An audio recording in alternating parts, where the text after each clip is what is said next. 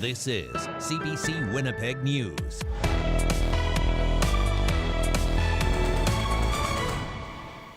Good evening. Thank you for joining us. A Winnipeg veterinarian who has had 11 rulings against him is now facing another complaint with the regulatory body that governs vets. The I-Team's Caroline Bargout has the story. Are you a good boy? Oh, yeah. Who's there? Who's there? It was a difficult summer for David Strickland and his now 7-month-old dog, Chewbacca. Come here. In August, the Winnipeg man thought he had poisoned his puppy while spraying a wasp nest. The dog was throwing up, had diarrhea, and wouldn't eat. Strickland took him to Dr. Wrongful at the Animal Hospital of Manitoba in North Point Douglas.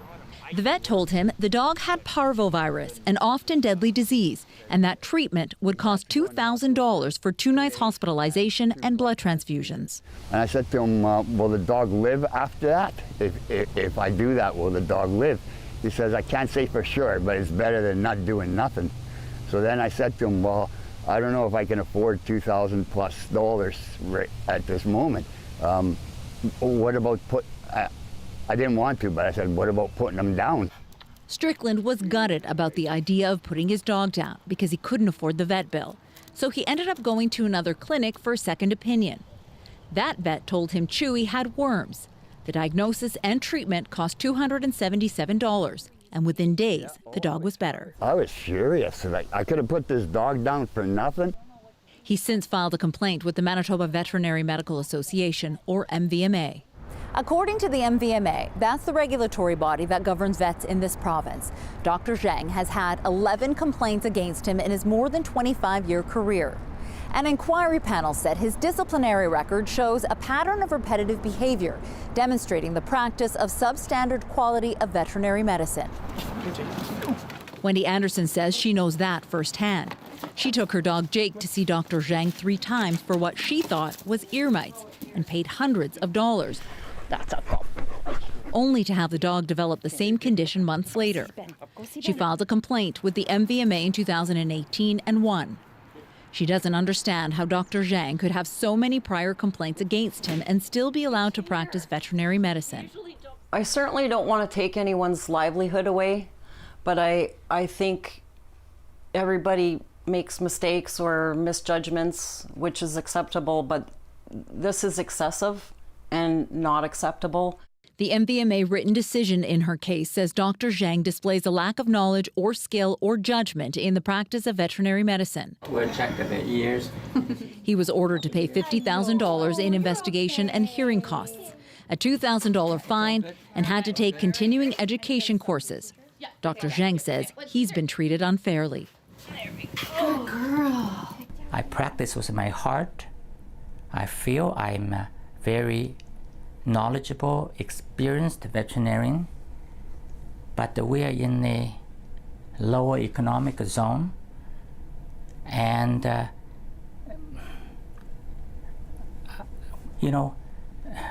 some of the situations I couldn't believe that the people complain.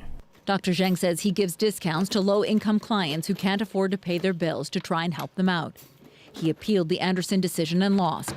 He hopes to take his case to the Supreme Court of Canada. We asked the MVMA what it would take for a vet to be suspended or lose their license. The regulatory body said it can't comment why one sanction would be chosen by the inquiry panel over another. Caroline Bargout, CBC News, Winnipeg. If you have a tip for our I-Team, you can call our confidential tip line 204-788-3744 or send an email to iteam@cbc.ca. All 57 Manitoba MLAs are now sworn in. But as CBC's Bartley Kivas reports, some are not ready to move on from the election.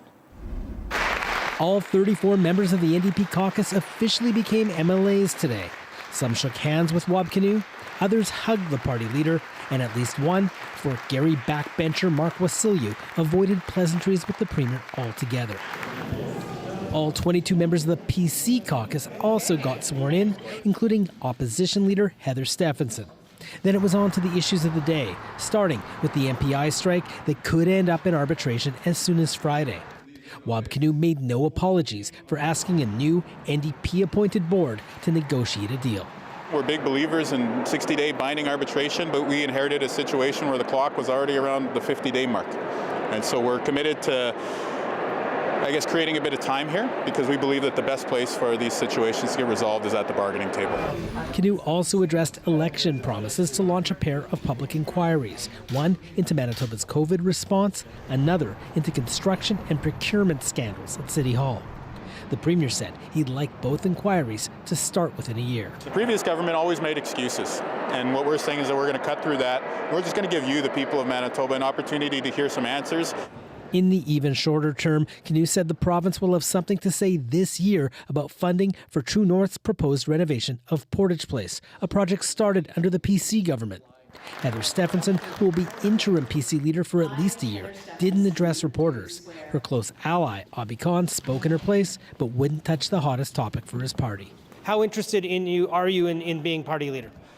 Yeah, I mean, this is the first I'm hearing of it from you. No, I'm joking. Hey, you still make jokes in the media. The NDP, however, isn't ready to joke around with the Tories. Wab Canoe says he's still upset with their negative election campaign. My message to the PC party will be that they should explain why they campaigned on division and to account for the choices that they've made. There's no word yet on when MLAs will return to the chamber. Those details should get sorted in the coming days. Bartley Kivas, CBC News, Winnipeg. As the conflict between Israel and Hamas enters its third week, tensions are running high around the world, including right here in Winnipeg. This weekend, Winnipeg police had to step in between protesters when pro-Israeli and pro-Palestinian groups got heated in front of the Canadian Museum for Human Rights. CBC's Zubina Ahmed reports. Tempers boiled over as the pro-Palestinian and pro-Israeli came face to face. This after a pro-Palestinian protester took an Israeli flag, threw it to the ground and stepped on it. Police intervened to calm the crowd and returned them to their respective sides of the road outside the Canadian Museum for Human Rights. There's nothing wrong with dialogue. Ram Aziz is the president of the Canadian Palestinian Association who organized the rally. He says the people are emotional right now. They're very upset. Things that are happening in Gaza, in Palestine, are very troubling. Families are being killed. There's a genocide. So people are emotional. People see the Israeli flag and they see bad things when they look at that flag. So people don't like it. So I can't blame them. At the same time, we really have to watch what we're doing. Zeid says he's urging his community to stay peaceful. We're also reaching out to our Winnipeg police to try to keep the other side away, to keep them away from these rallies, because they're coming just to try to entice us, to try to antagonize us, so that we react in a negative manner. Ron East is the founder of the Israeli-Canadian Council who organized the pro-Israel rally. He says they're not looking to escalate violence. He says taking a flag is an act of anti-Semitism and it's unfortunate to witness such actions. We live in a great country. Canada is a wonderful country. Democracy is what provides all of us the opportunity to go out there and demonstrate and have rallies and be out there for our causes. But there needs to be some level of respect and some level of decorum when you go out there in the rallies. Some of the chants that are being chanted are anti-Semitic. East says he reached out to his Fort White MLA Abhi Khan and requested a sit-down to resolve issues between the two groups. We talked about having the idea of trying to bring the Palestinian community leadership and the Israeli Jewish leadership together around the table so we can come to some kind of an understanding about how both of our communities can continue to live and thrive in Winnipeg without either community having to feel fear of safety issues. Khan says he hasn't had a formal request to moderate a conversation, but is willing to do it. I know both parties very well, and seeing where we can go from there. I think everyone wants peace. Everyone wants to move forward together as a community here in Manitoba. We're all in this together. Zeid says he's open to talking with anyone, including Khan and East. Both groups say rallies will continue here as long as the conflict continues. Zubina Ahmed, CBC News, Winnipeg. A First Nations man who was sent to prison for murder in 1974, nearly 50 years ago, has been granted bail. His lawyers say he was wrongfully convicted. CBC's Brittany Greenslade has the latest. 3 months after Brian Anderson was found wrongfully convicted and acquitted of a 50-year-old murder, he was back in court as his cousin and co-accused Clarence Woodhouse attempts to also clear his name. Well, I'm happy for him. It's finally happening. Lawyers from Innocence Canada, who helped overturn Anderson's conviction, are now working to do the same for Woodhouse.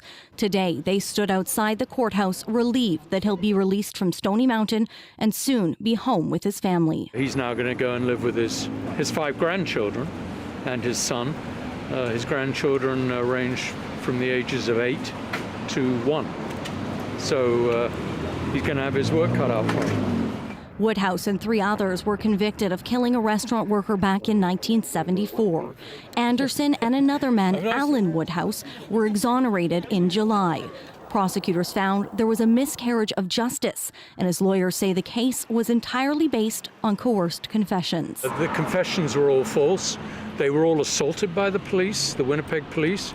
The police made up their statements. Woodhouse's case is now being reviewed by the federal justice minister. But his lawyers say they have no doubt his conviction will be overturned. Let's never forget the basis of this case started with the systemic racism that affected these men at all levels of the criminal justice system. His sister Linda had a hard time holding back tears. Very emotional and really happy. And when I was in there, I kept looking at him and he was smiling. The Crown attorney who prosecuted the case is George Dangerfield, who now has the reputation for most wrongful convictions in Canada. Brittany Greenslade, CBC News, Winnipeg. A judge has dismissed a $20 million lawsuit against the city of Winnipeg over industrial land in St. Boniface. Land developer Terracon sued the city in 2016. Terracon argued the city backed out of a joint venture agreement for a business park. The developer also argued the city abused confidential information from those talks to reach its own deal on the land. In a decision issued Friday, Justice Theodore Bach of the Court of King's Bench said the two sides never concluded a legally binding agreement. A farmer from southwest Manitoba wants to help others overcome the stigma of getting help for their mental health. It comes as a recent report finds economic challenges and climate change are taking a toll on producers. CBC's Josh Crabb reports. As this fall's harvest approached, Donna Odell went for mental health counseling. The Verdun area farmer says a combination of factors on and off the farm were causing her anxiety. And I haven't really gone through that before, but I had a lot of things all come together in the 1 week, and I didn't know how I was surviving the week. She's also lived with depression, and Odell says reaching out for help makes a difference. It has helped. Yes, it's helped a lot. A Canadian Centre for Policy Alternatives report says across Canada, farmers are experiencing declining mental health. The report's author, York University health policy researcher Zsofia Mendley-Zambo says at the heart of the farmer mental health crisis is pervasive economic uncertainty and precarity. And this precarity is driven by growing corporate concentration in the food sector, consolidation, and financialization of farmland, as well as climate change. But she says many are still not seeking help because of stigma. The report makes 6 recommendations, including implementing policies that enhance economic stability for farmers and farm workers, and expanding mental health care for farmers. That's something Jerry Friesen is passionate about because of his own personal experience with depression and anxiety when he used to farm. I mean, currently we have climate events. We have excessive moisture, we have drought. In the poultry industry, they've been dealing with avian influenza. He's now the CAO of the Manitoba Farmer Wellness Program. It started in March 2022 and offers 6 free counseling sessions annually to farmers and their families. Appointments can be done by phone, video, or in person. Yeah, the uptake has been good. So I say it's been good, which is good, but it also indicates that there's a problem with stress and mental health issues in the farming community. The program has 4 counselors in southern Manitoba. They're based in Strathclair, Brandon, Steinbach, and Winkler, and they all have a background in agriculture, so they understand the challenges farmers face. Odell serves as a board member for the program and says that's important because farmers face unique challenges. She shared her story with other producers to help them overcome the stigma. You know, when we have our conversations with people, it is interesting how much they do open up. So I think it's just really a matter of talking. She says once people start talking, they feel more comfortable seeking help for mental health. Josh Krebs, CBC News, Verdun. The city of Winnipeg may pay more than $100,000 to property owners when it changes the name of Grandin Street. A report says that's how much it'll cost to compensate expenses related to that name change. Most of the money would go to the Kinsman Club of Winnipeg to pay for changing card and envelope stock at its head office on Grandin Street. Bishop Justin Vital Grandin was an advocate for the creation of Canada's residential school system. That's why City Council voted to change the name to Tapwewin Way. The new name is expected to take effect by summer next year. Workers at Superstores in Manitoba have approved a new labor deal with their employer. About 3,500 members of the United Food and Commercial Workers Local 832, work at 11 superstores in this province. The union says the 5-year deal includes an immediate 5.6% wage hike, followed by another 3.3% at the end of March. Wage hikes of an additional 7% will be spread over the last 3 years of the deal.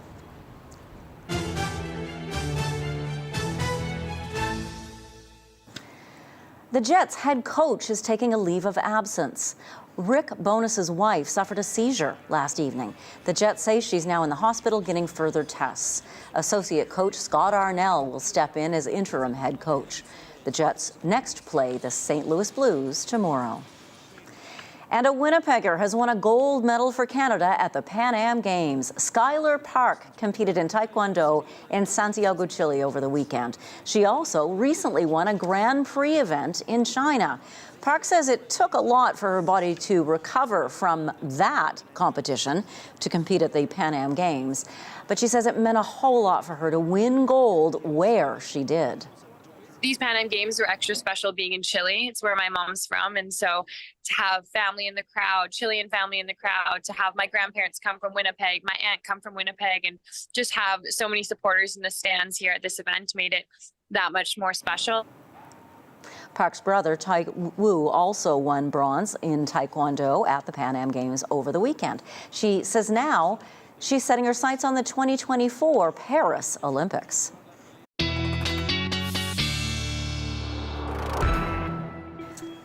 Meteorologist John Sauter joins us now with more on that change on the way that he's been following for us for the last week or so. Yeah, kind of last call at the warm weather party that we've been all attending lately. Yes. Yeah, there is a change on the way. Talked about this last week on Thursday as we looked at mid this week, and the timing is pretty much bang on. And I'll go through the details here, and you'll see it's not just about snow, it's about temperature as well. So currently, well, we did get to 9 today, 7 right now, so temperature has already started to fall off. But so is the wind, and that's good because earlier it was gusting to 50 kilometers per hour. North at 30 right now, relative humidity at 87%. And we're looking at, temperatures continuing to fall off tonight. Right now, actually, you just saw the live update hit at 6 degrees, dew point at 4. So that's why the relative humidity is so high. So 6 degrees right now, but we're kind of lucky. Look at the afternoon temperatures. This is Monday at 3 o'clock. So this afternoon at 3 o'clock, and you can see there's a very definite line here between the 7s, 8s, 9s, even an 11 earlier in Kenora, but at 3 o'clock at 10 degrees, and you look north and west of that line, and it is absolutely more like winter, actually. -1 even in Regina. And you look at the upper level atmosphere by Wednesday at 3 o'clock. This upper level trough really brings the cold air farther south, and then by the weekend it just digs farther and farther to the south. So we do have some colder weather certainly on the way. This morning's rain is now well off to the east, gave us about 3 to 5 millimeters here in the Winnipeg area, but the next system is the one that we're talking about, and it is already bringing snow off the mountains and into Calgary and Edmonton. We're talking 10 plus centimeters here. That's all going to move across Saskatchewan tomorrow as this low develops and spreads another 10 to maybe 15 centimeters in southern Saskatchewan. So overnight tonight into tomorrow morning, there'll be some accumulating snow in areas like Saskatoon and down into Regina. And then into the morning and certainly on into the afternoon, we'll see some flurries tomorrow. Swan River, Dauphin, even down through Brandon and Verdun and along the number 1 highway. So that's Tuesday at 5 o'clock, and then the thing really starts to get organized, and you can see it moving into the province by early on Wednesday morning. So that's 4:30. By the time we get into midday and the rest of the afternoon, this is probably about 5 to 10 centimeters potential, but some of this is going to melt on contact. So snowfall amounts for southern Manitoba, really a tough call. Now, you look at the graph model, and over the next 48 hours, so this takes us right out to 6 p.m. on Wednesday. It only has a couple of centimeters here in the Red River Valley and southeast, but higher amounts to the west. So we'll look at this again tomorrow, and we'll see what the model is resolving as far as that snowfall heading through the day on Wednesday. These clouds that are over us right now should break up a little bit overnight, and tomorrow is kind of the last call that I was joking about with Janet, but -1 in the morning and a very seasonal 7 degrees in the afternoon, and light winds and a few little blue patches around too. So a sun cloud mix, and then it hits wet snow, an afternoon temperature of 3 on Thursday, and then we just gradually cool off with more flurries on the way Thursday and Friday.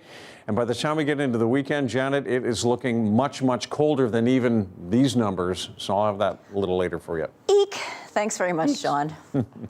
Nice warm cup of tea. Who do you know who puts on the kettle and serves tea whenever someone visits? Could be your grandparents, your auntie, maybe it's you. Serving up a nice cup of tea is a form of hospitality that crosses generations and cultures. The Islamic Social Services Association hosted its 8th annual Multicultural Tea Fest yesterday at Assiniboia Downs.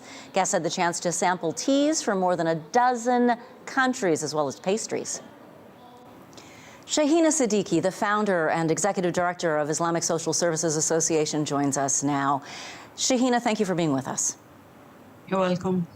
What's the goal of the multicultural teas the association hosts each year? First, it's of course marking the Islamic History Month Canada. With this activity, we bring many cultures together. And it's family friendly. You get to sit and know each other, talk to each other, learn about different cultures in a very friendly environment, I should say. And also, you know, tea is one thing that brings people and families together. And so we thought, you know, we have so many cultures who are known for their tea. I mean, we do have some coffee kiosks too. But that whole idea of coming together, you know, relax, sipping a cup of tea, having some hors d'oeuvres, just it's just a very different environment than any other gathering. It looks like a lovely way to make friends.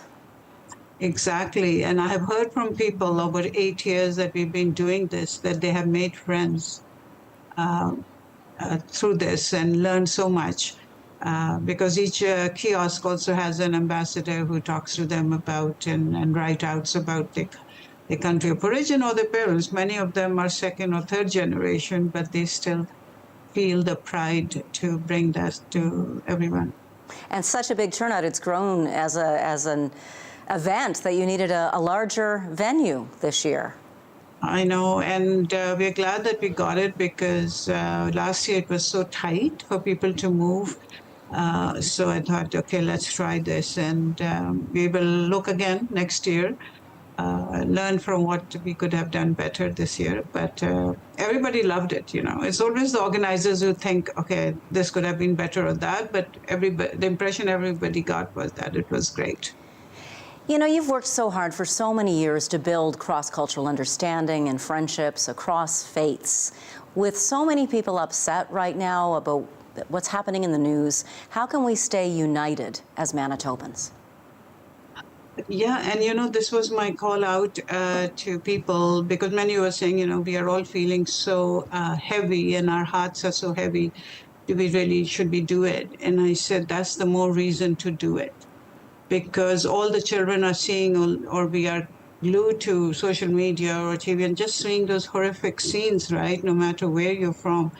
And I said, no, we need to also have a venue where we can heal, when we can show our children that this is not the end of the world, that they can reach out to each other, empower each other, you know, hold each other's hands and feel that they're not alone in their grief or their trauma. because there are so many newcomers also who are also already coming with trauma of war, and then to be exposed to that here has been very, very difficult. So I think it gave us a few hours of just being able to breathe, find friendship and allies who mutually understand what it is like. Shahina Siddiqui, thank you for your time today. You're welcome. Thank you, Jen. 2 more Israeli hostages have been released from captivity in Gaza, and Israel's increasing the number of airstrikes. We will bring you the latest from the region after the break.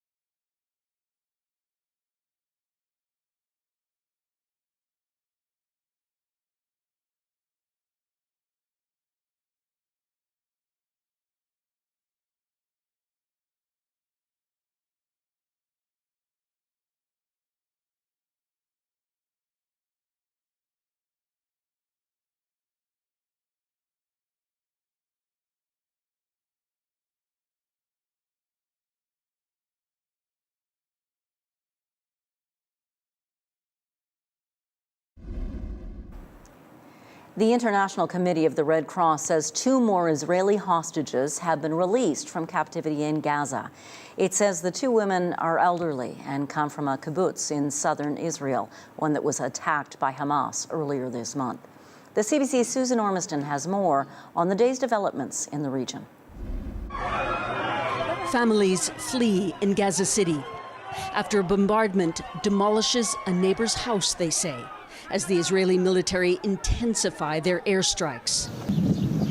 some of the most severe of this war. More than 300 strikes in 24 hours. Hamas-controlled health authorities say casualties are rapidly rising, over 5,000 killed in the war, including thousands of children. But the exact number is hard to verify. The last 24 hours was particularly deadly, it says, and pressure is growing internationally for a pause in this war. It's very dire, and the only thing that we can do is to ask for a humanitarian pause and to increase the access of the humanitarian support. But so far, no ceasefire. The Israeli military is zeroing in on Hamas operations, pounding targets to neuter threats, it says, before troops advance on the ground into Gaza. We spoke to Bilal Jad Allah in Gaza City. Do you believe that there will be an Israeli ground incursion very soon? For us here, or for Gaza people here, it's now same. Because what he's doing from the sky is too much. He destroyed everything. So what is the need for the ground incursion? He destroyed everything in Gaza. A third convoy of trucks carrying supplies got through to Gaza via the Rafah crossing in Egypt.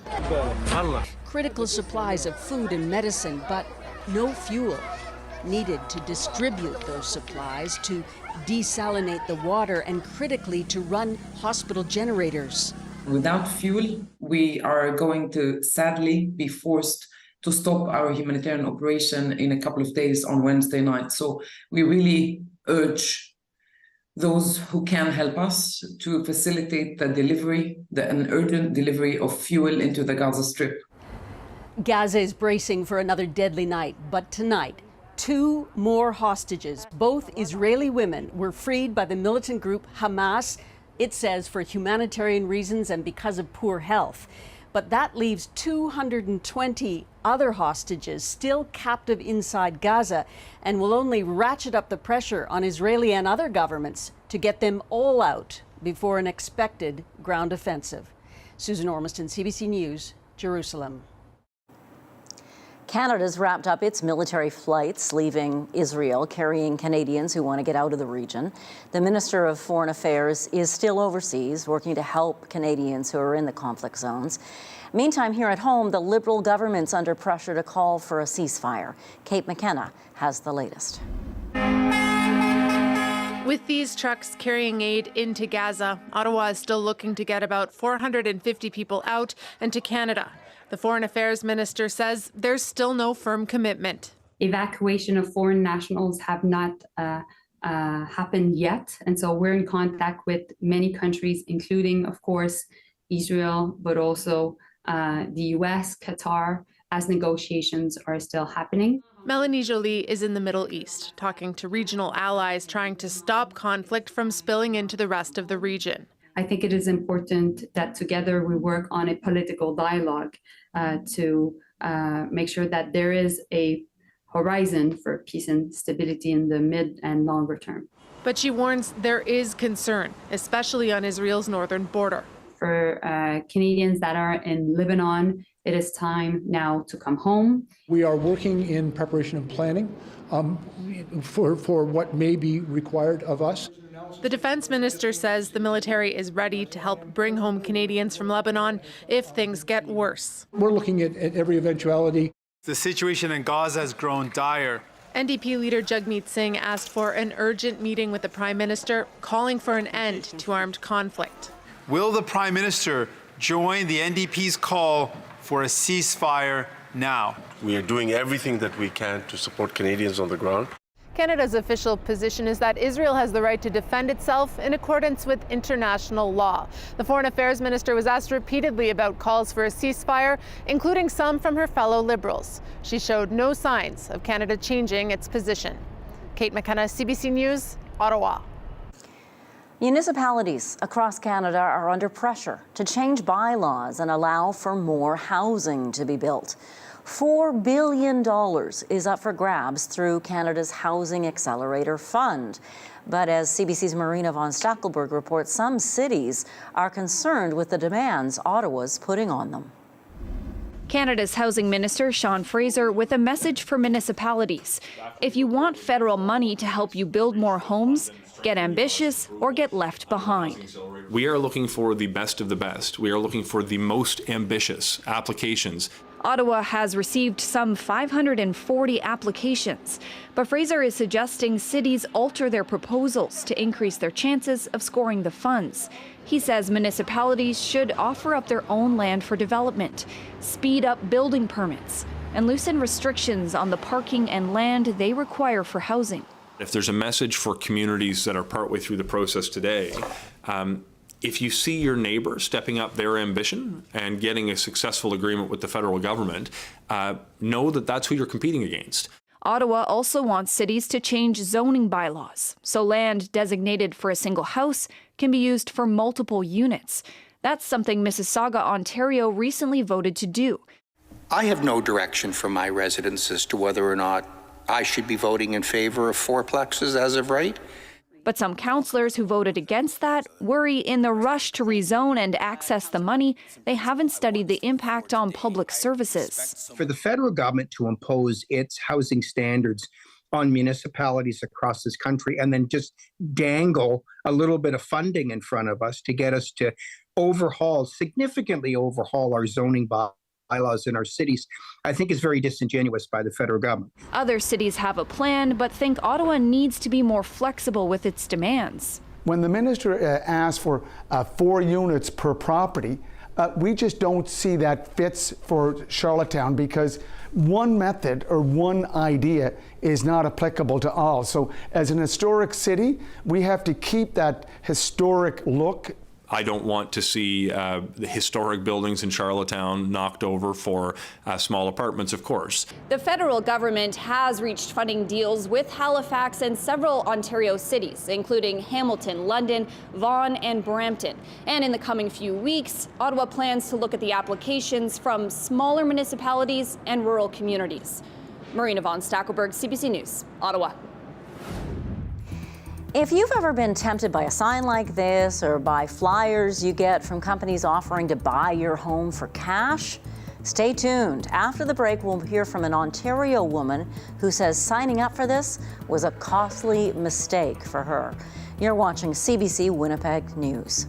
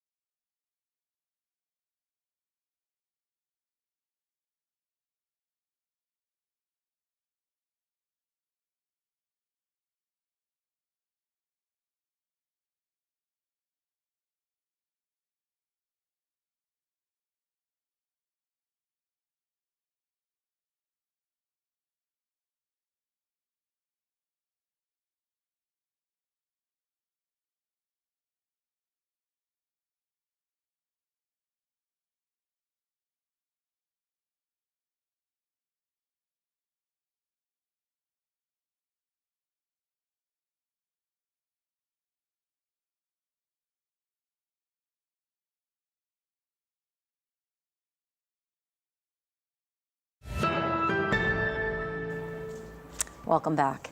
An Ontario woman says it was a costly mistake to use a company offering quick cash for her home. The former homeowner had made the desperate decision while facing foreclosure. But she says the deal was not as quick as promised and cut her out of thousands of dollars in profit. Erica Johnson with the CBC's Go Public team has her story. Lori Thompson pores over a contract with her mother, one she regrets signing. A contract to sell her townhouse. She couldn't make the mortgage payments anymore, faced foreclosure. I was just going to try to get the best at that time, that day, because I was under pressure. She went online and found honest home buyers, promising a quick sale, fast cash, and no dealing with MLS. I want to thank you so much for visiting our website today. Mike Chow walked through Thompson's home, produced a contract, and offered $575,000. Because I thought I was going to get the money in 3 days, I accepted it that night. But things quickly took a turn. The next day, Chow lowered his offer by $25,000, and Thompson learned that contract didn't mean Chow bought her house at all. He secured the right to assign it to someone else at a potentially higher price and keep that extra money for himself. The frustrating part is that this can be done in plain daylight and not run afoul of any regulation or any laws. The buyers Chow secured paid $610,000 10 weeks later, meaning after Thompson was finally paid, honest home buyers walked away with about $60,000. Money Thompson says would mostly have been hers if she'd used a licensed realtor. Go Public found house buying companies that make cash offers in all provinces and territories. These companies are thriving now because Canadians need cash now more than ever. Mike Chow said he didn't understand why his client was so upset. It's not like we made her an offer and we didn't close. Why do you think she's so unhappy? Honestly, that's not my responsibility, and I'm not her therapist or her mother, okay? I bought the home for $550, which is what I said I would do. Chow said he fully explained everything to Lori Thompson, that most of his clients are satisfied, but said there's room for improvement. Erica Johnson, CBC News, Vancouver.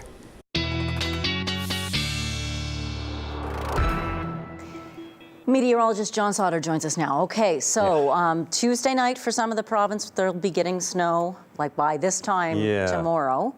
Western Manitoba. Some flurries for sure. The first drive of the winter.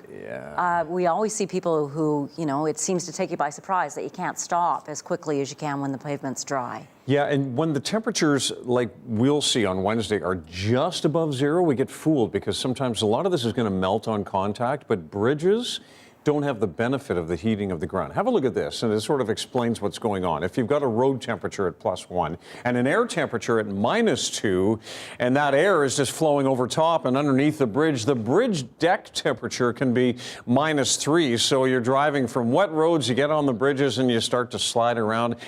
Just putting that thought in the back of your mind because we might be into that kind of weather as we head into Tuesday night and through the day on Wednesday. So, yeah, snow brushes. After that, heavier coats, as you'll see in the 7-day forecast. Right now, we've got single-digit temperatures that are right around seasonal for this time of year and this time of day, really 6 and 7 here in the Winnipeg area. We've got 5s and 4s out toward Brandon and Melita, but much cooler. Barons River, Dauphin, Swan River, and farther north, temperatures really cool off. It's just an example of what is headed this way. So these are the current 6 o'clock temperatures taken just about 35 to 40 minutes ago in those northern regions, where there is a lot more sunshine today than here across southern Manitoba. Pretty cloudy here. Tonight in through northwestern Ontario, still a chance of some evening showers around Kenora and Red Lake, but periods of rain for Fort Frances and Dryden. And temperatures mostly staying above zero. -2 though in Red Lake. We've got -2 lows here across Steinbach and Sprague region. This shouldn't say 7. It should say -2 for tonight. 7 is not quite. That's tomorrow's high. -3s though for Brandon, Dauphin, -4 in Swan River tonight. As we head to the north, temperatures a little bit cooler than that yet, and a chance of flurries around Lynn Lake. Winds in Churchill tonight are out of the west and gusting to 60. Tomorrow they stay fairly strong, and temperatures here will be more like what we are going to see on on the weekend. We might even see temperatures in the south a little bit cooler than this by the weekend. But a nice sunny day in Thompson tomorrow at +1 as well for Churchill. Across the south, we're looking at a chance of showers or flurries around Brandon and a chance of flurries in Dauphin and Swan River. Farther east, more of a sun cloud mix, and it will be warmer. 6s and 7s for Winnipeg and out into Portage, Carman. 8s for Emerson and Steinbach tomorrow. Same with Sprague, and a chance of showers mixed with flurries in and around Barons River. We could see some morning showers in Fort Frances, followed by just cloudy skies and temperatures around 8 degrees. All right, 7-day forecast on the way, Janet. I'll have that for you in a few minutes. Thanks very much, John. You bet. Coming up, dealing with homelessness in Winnipeg, working with a new provincial government. We'll find out what's on the mind of Winnipeg's mayor next.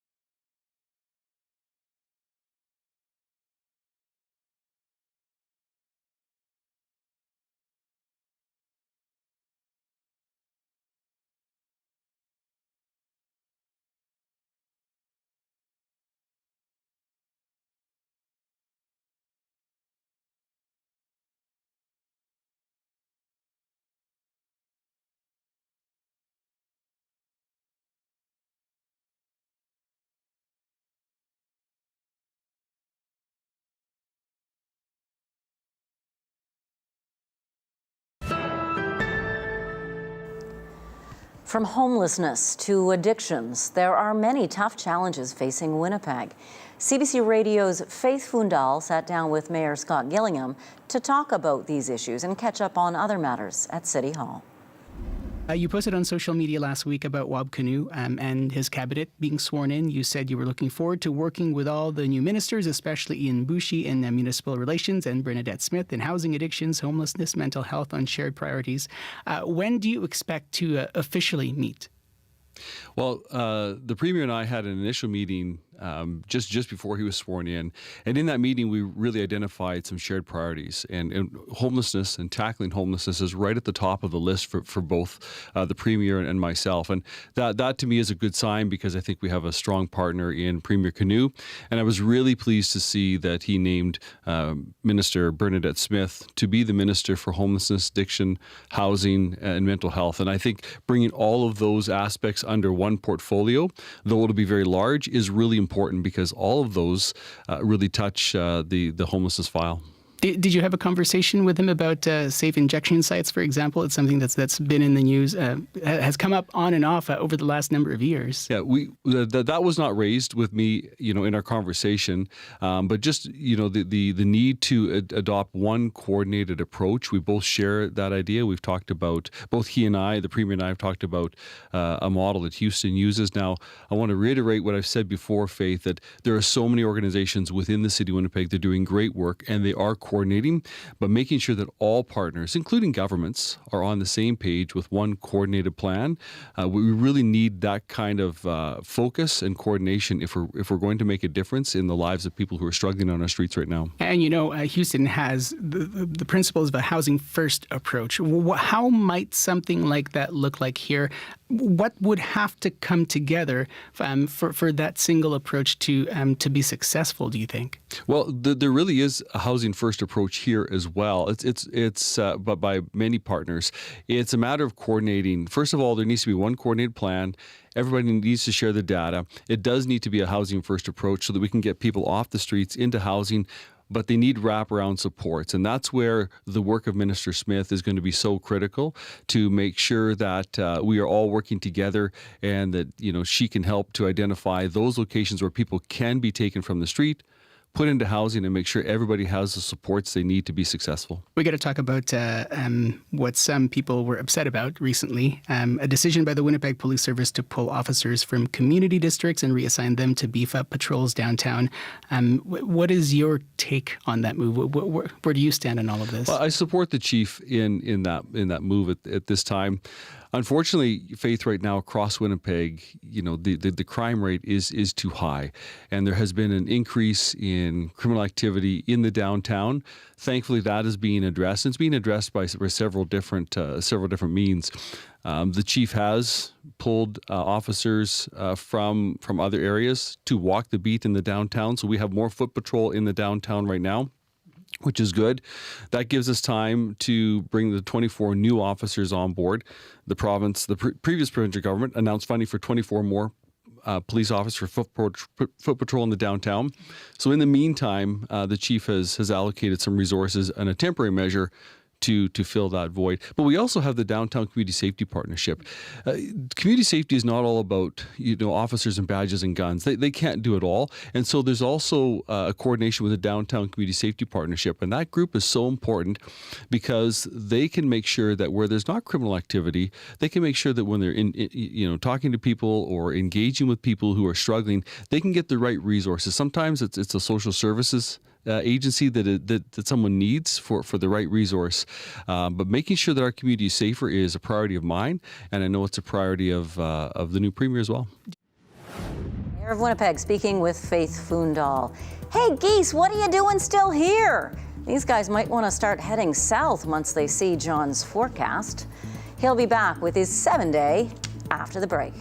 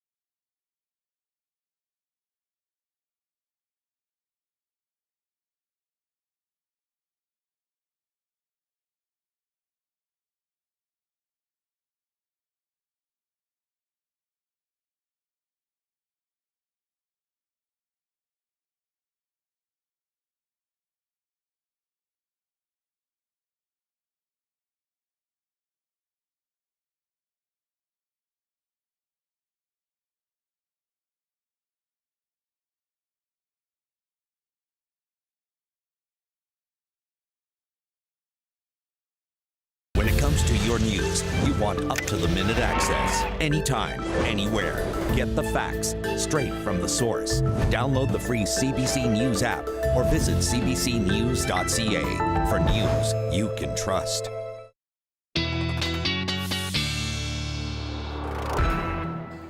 So the city is still collecting yard waste for the next couple of weeks, and it always amazes me how quickly we go from raking leaves to shoveling snow, potentially anyway. This is a potential snowfall amount. Some of that is going to melt on contact, and you see the afternoon temperature at 3 degrees, but it certainly cools off. You know, we get flurries Thursday and Friday, not even wet flurries on Friday, just flurries. And then look at the daytime highs, -2 Saturday, Sunday, Monday, and you know, those morning temperatures would be -7 to -9. It's really going to feel like a big change. We have seen some pretty creative designs in cornfields to create mazes. That's right. We'll be going from corn mazes to snow mazes, won't we? Well, there's a farmer in France who used his cornfield to grow a little romance. Oh. Here's your Daily Lift.